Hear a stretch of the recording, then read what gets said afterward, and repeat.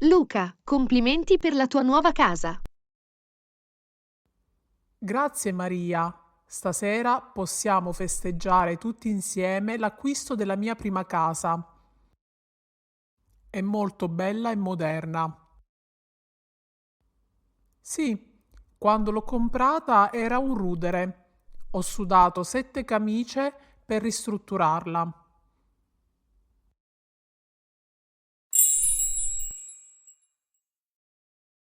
Sudare 7 camicie. Significa fare molta fatica. Lo hai fatto da solo? Sì, ho lavorato come muratore in passato e la mia esperienza mi ha aiutato molto. Quanto tempo ci hai messo? Quasi un anno. Così tanto? Forse avresti dovuto pagare un'impresa di ristrutturazione. Avrebbero fatto i lavori più velocemente. Ma non so, io sono del parere che chi fa da sé fa per tre. Infatti sono molto soddisfatto del risultato.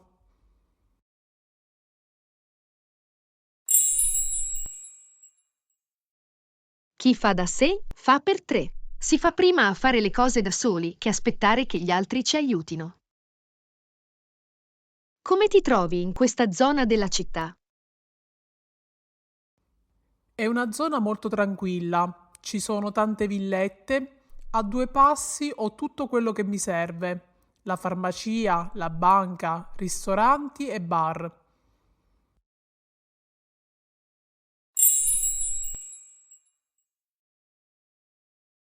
A 2 passi.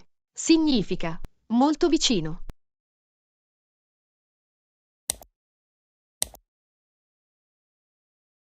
Come sono i vicini di casa? Li hai conosciuti? Sì, li ho conosciuti. Di fronte vive la famiglia Rossi. La madre si chiama Maria e il padre Giovanni e hanno 2 figli, Laura e Giorgio. Sono una famiglia molto tranquilla, mi trovo bene con loro. Quando il pomeriggio torno dal lavoro, mi fermo spesso a fare 4 chiacchiere con Giovanni.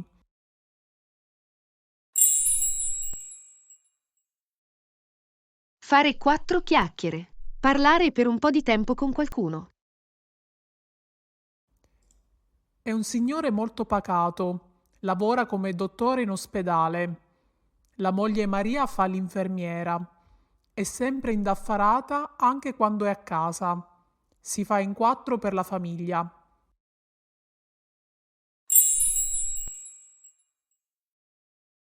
Farsi in 4. Impegnarsi molto per ottenere uno scopo, spesso in favore di qualcuno.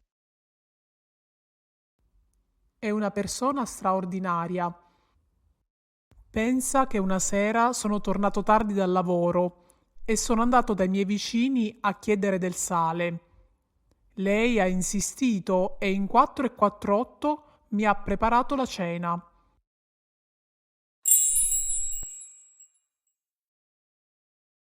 In 4 e 4 8. Significa in pochissimo tempo, in un attimo. È davvero una persona molto altruista. Sei stato molto fortunato con i vicini. Beh, non proprio, Perché?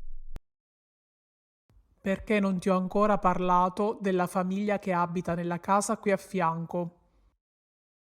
Cos'ha che non va? Sono 2 signori sulla cinquantina e sono molto strani. Appena arrivato, sono andato a presentarmi e loro sono rientrati subito in casa senza dire una parola. Sono sempre in giardino a spiare quello che faccio. Quando ho iniziato i lavori è successo un 48.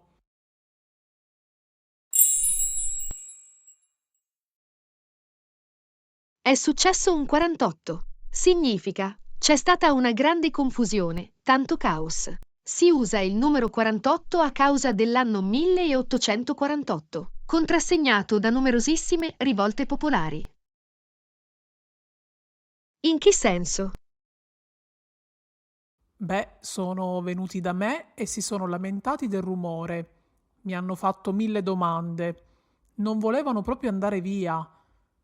Io ho spiegato loro che avevo l'autorizzazione ed era tutto in regola, ma loro hanno continuato a sparare a zero e a lamentarsi di tutto, del rumore, materiale in giardino, lo sporco.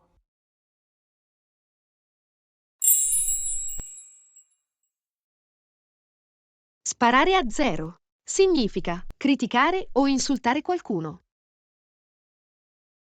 E tu cosa hai fatto? Niente, fino a quando non mi sono accorto che mancava del materiale. Come? Mancava del materiale? Sì, un giorno mi sono accorto che la mattina, quando arrivavo in cantiere, c'erano sempre meno mattoni o mancava un attrezzo da lavoro. All'inizio ho pensato che ero il solito distratto, ma poi ho fatto 2 più 2 e ho deciso di rimanere nel cantiere la sera per vedere se i miei sospetti erano fondati.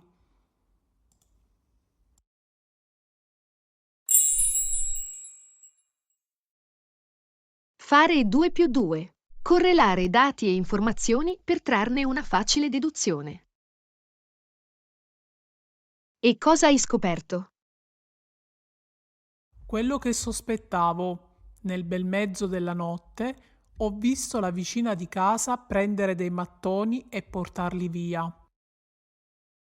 Incredibile! La signora?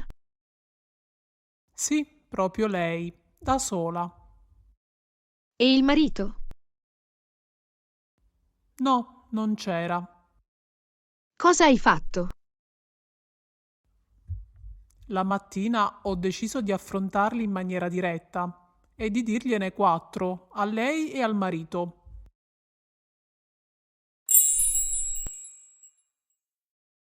Dirne 4 a qualcuno. Rimproverare duramente qualcuno. Cosa ti hanno detto? Il marito era molto sorpreso. La moglie ha fatto finta di non sapere nulla. Comunque da quel giorno non ho avuto più problemi. Sono andata avanti con la ristrutturazione senza intoppi. Hai fatto bene ad affrontarli direttamente. Il materiale rubato, che fine ha fatto? Non lo so, ma i vicini hanno costruito una nuova fontana in giardino.